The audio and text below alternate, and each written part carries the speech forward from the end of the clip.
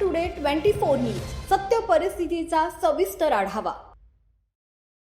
चोपडा तालुक्यातील अडावत येथे खऱ्या अर्थानं कायद्याचा बाउन्सर बनलेल्या अडावत पोलिसांनी अवैध गावठी दारू भट्टी चालवणाऱ्या गुन्हेगाराला चांगलाच धडा शिकवलाय। पांढरी शिवारातील नाल्याच्या काठी चोरट्या पद्धतीने सुरू असलेल्या अवैध हातभट्टीच्या अड्ड्यावर अडावत पोलिसांनी बॉम्बस्फोटक धडक कारवाई केली आहे। गोपनीय माहितीवरून झालेल्या या छाप्यात एकूण 1,51,000 रुपयांचा मुद्देमाल जागेवरच नष्ट करण्यात आलाय।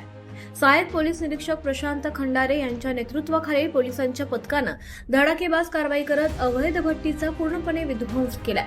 आरोपी कैलास काशीनाथ कोळी वय वर्ष 33 राहणार इंदिरानगर प्लॉट भाग अडावत याच्या घरगुती अड्ड्यावर ही अवैध भट्टी चालत होती। त्याच्यावर तात्काळ गुन्हा दाखल करण्यात आलाय। या कारवाईत एकूण 1,51,000 रुपयांचा मुद्देमाल पंचांसमक्ष जागेवरच नष्ट करण्यात आला।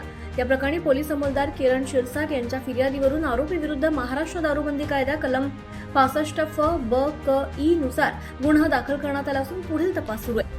पोलीस प्रशासनाचा इशारा आहे की अवैध धंदे चालवणाऱ्या प्रत्येक गुन्हेगाराला आम्ही सोडणार नाही। कायद्याची सर्वराई कोणाला सुद्धा सहन केली जाणार नाही। महाराष्ट्र टुडे मराठीसाठी ब्युरो रिपोर्ट यत्नेश्वर पाटील, चोपडा, जळगाव। आजच महाराष्ट्र टुडे 24 न्यूजला सबस्क्राईब करा आणि सत्य परिस्थितीचा सविस्तर आढावा पहा।